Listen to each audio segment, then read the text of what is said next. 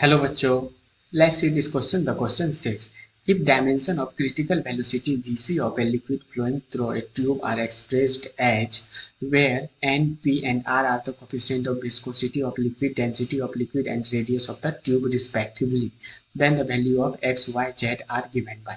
Question कह रहा है कि अगर क्रिटिकल वेलोसिटी के डायमेंशन को इसके टर्म में एक्सप्रेस्ड किया जाता है किसी लिक्विड का जो कि ट्यूब के थ्रू फ्लो कर रहा है, जहाँ पे कि n कोफिशिएंट ऑफ विस्कोसिटी, रो यहाँ पे डेंसिटी ऑफ लिक्विड और आर जो है रेडियस ऑफ ट्यूब है, तो ये एक्स वाई जेड का वैल्यू क्या होगा। तो पहले तो इस क्वेश्चन का की कॉन्सेप्ट समझते हैं। क्वेश्चन में जो है क्वेश्चन में क्रिटिकल वेलोसिटी के इसके टर्म में एक्सप्रेस्ड किया गया है, तो इसको फिर हम इस तरह से लिख सकते हैं, ये डायमेंशनली सही होगा। Critical velocity is equal to rho की पावर वाई, रो की पावर वाई एंड आर की पावर जेड।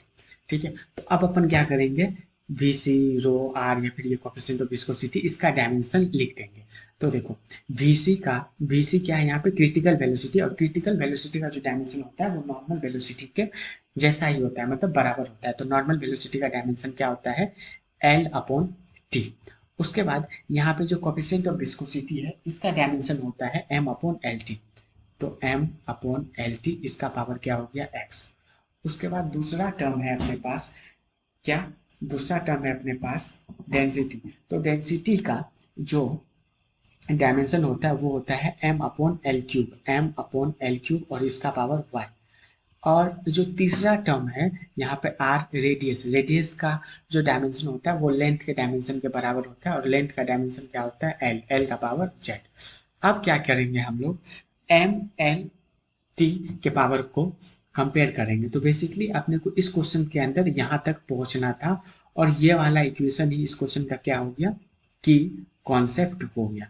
अब क्या करेंगे, पावर को कंपेयर करेंगे। तो पहला कंपेयर करेंगे एल के पावर को।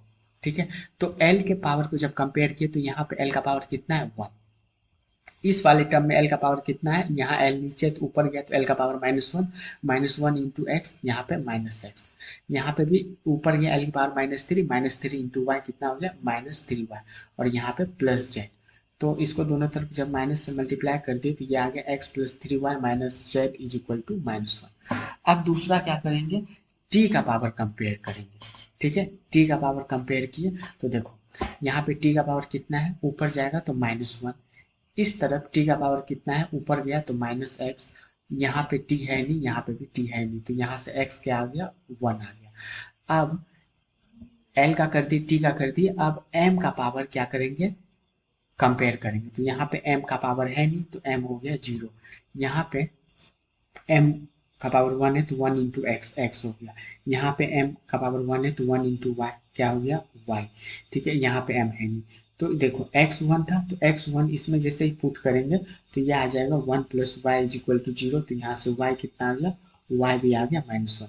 तो अपने पास x1 है और y -1 है।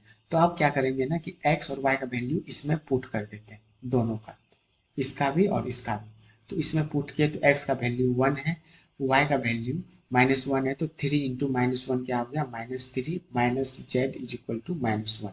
तो यहाँ से देखो, यहाँ से ये आ गया -2 -z इज इक्वल टू -1। तो -2 को उस तरफ ले गए तो ये आ गया क्या, 1। तो z क्या आ गया, z आ गया -1। तो अपने पास x का तो 1 है, y का -1 है, और z का भी क्या है, -1 है। तो जब आंसर में आएंगे तो x1 y और z दोनों -1, तो x1 y और z -1। तो hence option number A is the right answer. Hope you understood it well, best of luck.